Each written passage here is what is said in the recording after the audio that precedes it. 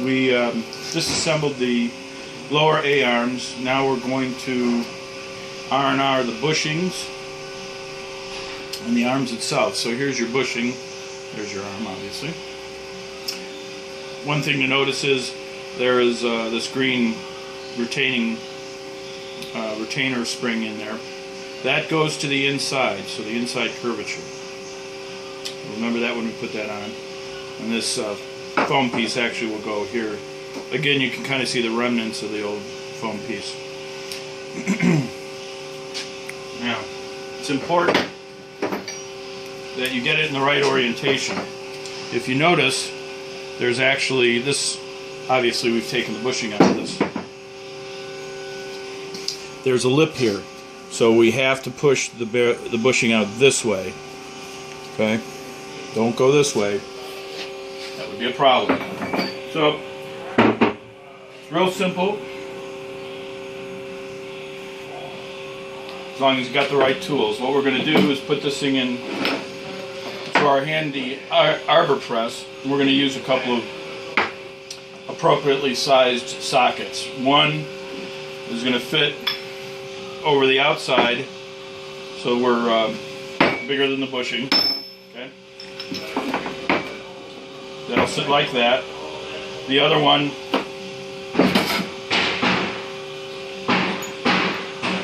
is big enough to clear the ID. We want to push on the casing, the outer casing, so that's what that's going to do. So we'll end up setting it up, putting it in here, press it right out. That's what we're going to do right now. Okay, pretty obvious, pretty straightforward what we're going to do here. Just need to adjust this a little bit more.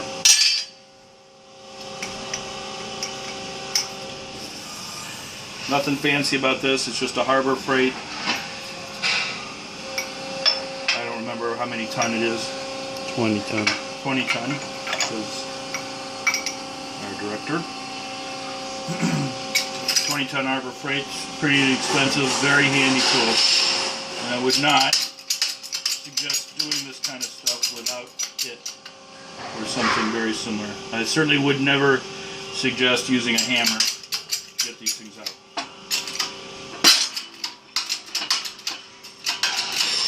It offers a wee bit of resistance. I would suggest you hold on to the end of the piece, because there it goes, drops through.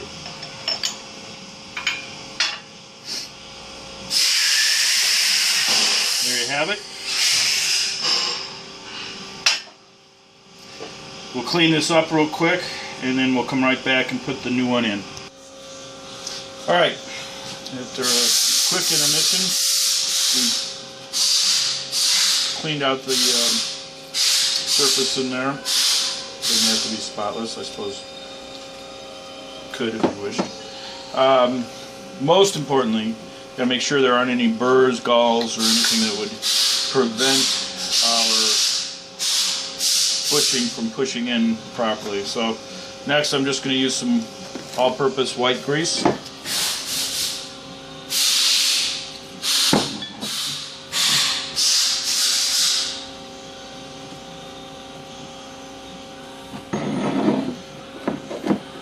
Remember, we're going this way.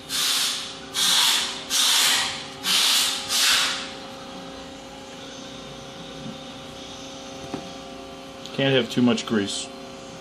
Actually, you probably can, but... Okay.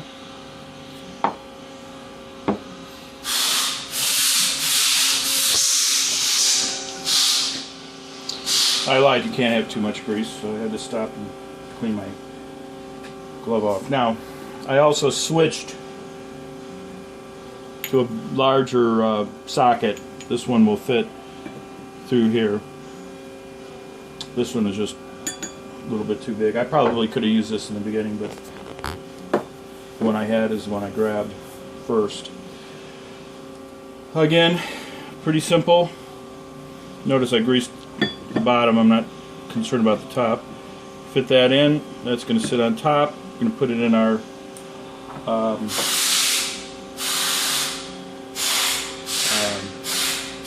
press, and away we go.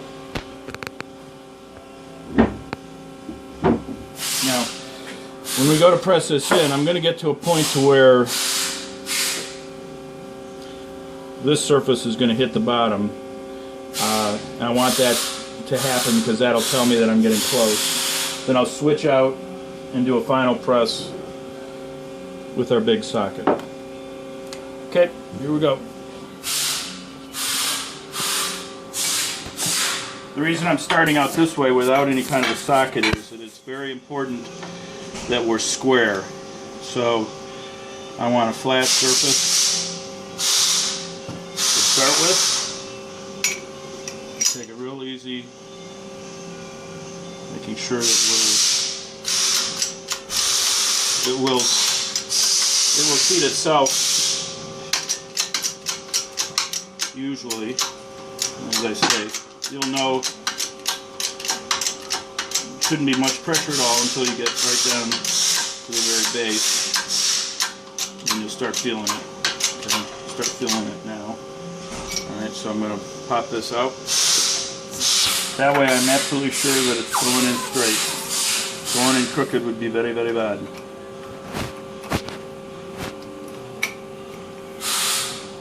Go. Okay. So I lied. Actually,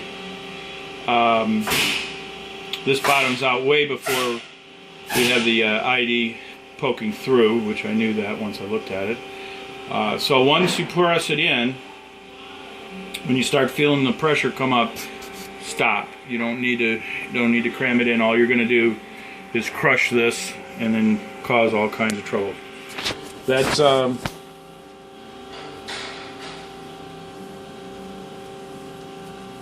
really it. Now you've got a fresh bushing in there.